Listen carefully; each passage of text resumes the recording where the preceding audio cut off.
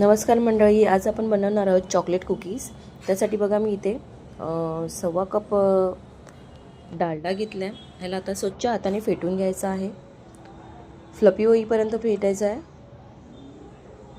त्याचा colour change झाला पाहिजे। त्यामध्ये नंतर आपण पिठी साखर मिक्स करूया। ह्याला फ्लफी करून घ्यायचं आहे। तोपर्यंत जितकं आपण मऊ करणार तितके आपली बिस्किटं क्रंची होतील। आता मी पिठी साखर मिक्स केले, त्यालाही मिक्स करायचं आणि फेटून घ्यायचं, चांगलं फ्लफी करायची आहे।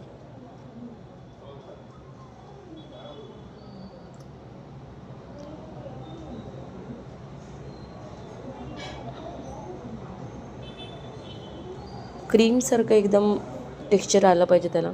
यात मी थोडंसं आता चॉकलेटचं एसेन्स टाकलंय।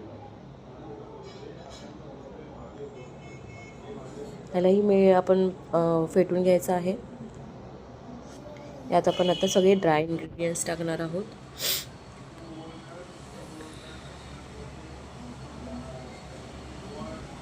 इथे मी 1.5 वाटी मैदा घेतलाय, 1/4 कप रवा घेतलाय आणि 2-2 चम्मच मी मिल्क पावडर, कस्टर्ड पावडर आणि इथे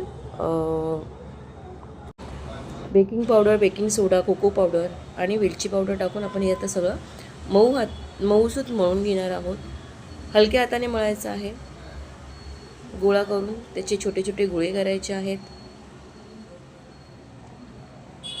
बघा मी ट्रेमध्ये आता गोळे करून वरती मी चोको चिप्स लावले। यांना आपण आता बेक करायला ठेवूया। इथे बघा मी ओव्हनमध्ये बेक करायला ठेवलं आहे। मी ओव्हनमध्ये 160 डिग्रीला 15 मिनिटासाठी बेक करायला ठेवलं आहे। 15 मिनिटांनी आता आपण बघूया आपल्या कुकीज बेक झालेत का।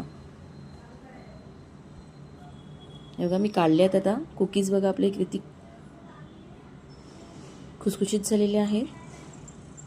Thank you for watching.